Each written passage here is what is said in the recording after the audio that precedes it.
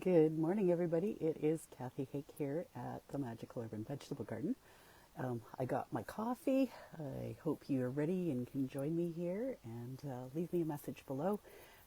If you have friends who need to or want to know about this sort of fall and winter gardening, be sure to share this live with them. And I think this is such an exciting topic just because having fresh food from your garden is so rewarding, and it's just a peaceful and enjoyable sort of a hobby or occupation. Most of us, though, it probably falls more, not that it's a hobby, it's important, but maybe it's something that we do on the side because we have full-time jobs and families, and growing food maybe isn't like our full-time job, although we want to have it happen a lot, right? So there's a lot of people getting into the fall and winter gardening state of mind, which is fabulous. Hey Chris, how are you? Which is fabulous because there's so many things that you can just extend your season with. Some of it, of course, depends on where you are, what your growing zone is, when your first frost dates are, and those are all things you want to find out because you want to be able to plant things soon enough so that they are half or 3/4 grown at least before it really starts freezing up. Because even though these kinds of vegetables, many of them, do very well into first frost, a little bit of snow, some of them even through the winter under the snow into spring, they will slow down, they kind of go dormant. So if you're going to be eating from your garden through, the late fall, early winter, you want to make sure and have them at least half or 3/4 grown, so that you can actually use them, right? Because that's the whole goal. So there's three basic groups that I think of when it comes to planting vegetables for fall and winter, and there's those that grow quickly. They like the cool weather, but they grow fast. We're talking like 21 days, 30 days, that sort of thing. So you can put, once your weather starts cooling off, you can start planting these things and have them come fairly quickly right up until it, gets too cold for them to actually be producing. They probably don't do well with actual frost, but up until then. So we're talking about things like cress, your radishes and summer turnips. Hey Cheryl, how are you?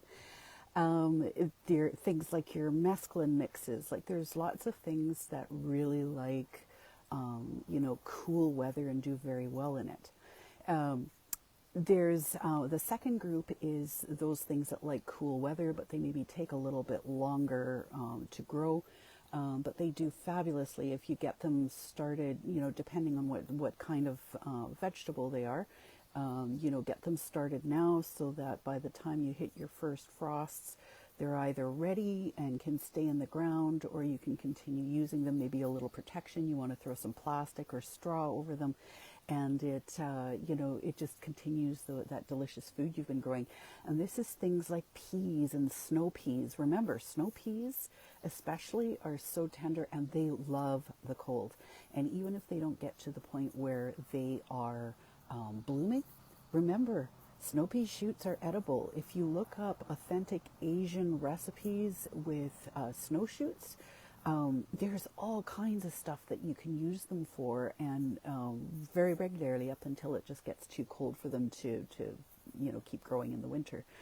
And you want to look for winter types for these other things. Your summer types are ones that are maybe hybrids, nothing wrong with that, but there may be they were maybe bred with the idea in mind that you could grow them through summer heat and they wouldn't bolt as fast or whatever.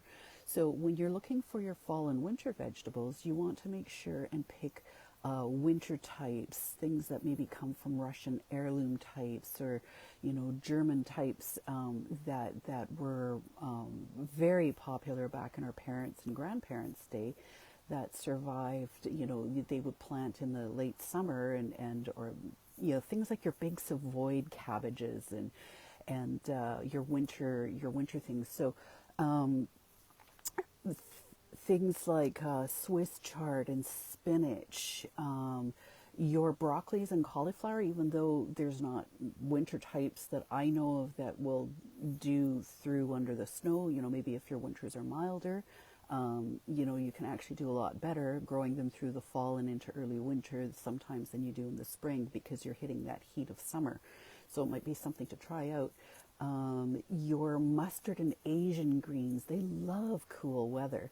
They don't necessarily do well past frost, but up until then, you should be able to have, all your salad greens, your stir-fry greens, lettuces and mesclun mixes, and things like Brussels sprouts and collards. They take longer to grow, but they actually are at their best once they've had a couple of good frosts. They sweeten right up.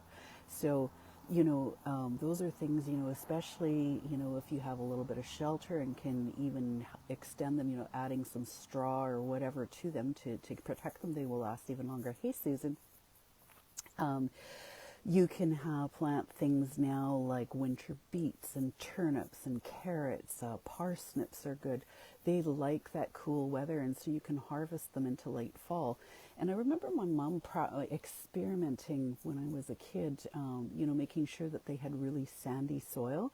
And before it frosted up, making sure that the soil was kind of loosened up with a garden fork and mulching it down really well. Because she had come across people who would go out and harvest them through the winter. And this was when we were living out in the Alberta prairie. It gets cold, right? So keep in mind that if with a little preparation, you can have, a lot of these things at hand. Yeah, you're going to have to go dig them out from under the snow, but you can have them there. And the third group is things like your longer crops. Now, ones that do take, much longer to grow, but if you get them going now, they're good through the late fall or into the winter, and they can even make good spring crops. And we're talking things like leeks, winter cabbages, like ones like those big old heirloom Savoy cabbages. If you can get them like even half grown, 3/4 grown before frost hits, you can harvest them from under the snow. Or if you leave them till early spring, they will continue on as soon as it starts warming up enough.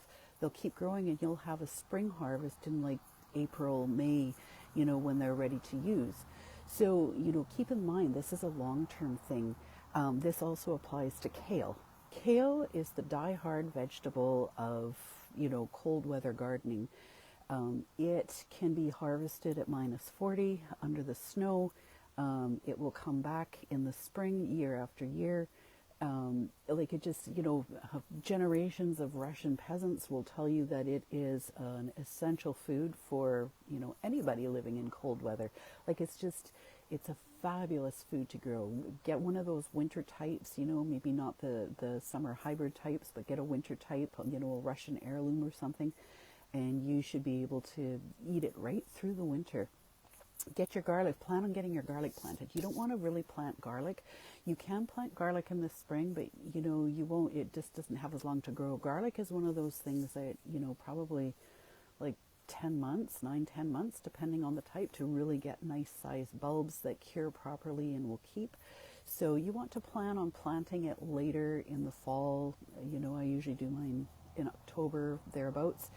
And it will keep on, you'll be harvesting it in the summer, June, July, once it gets warm, and you can take and dry it and have it for the coming year. And things like your winter type beets, turnips, carrots, parsnips, the old types that are actually labeled, winter storage, that sort of thing. And they should do well in, most cold weather types of gardening. Experiment and see, because, every place is different, but having your own stuff just takes a little planning. So I hope this helps. Leave me a comment below. Be sure to share this with your friends, and let me know what it is that you're inspired by here, what you're going to plant for the fall. And good luck. Have a fabulous Sunday.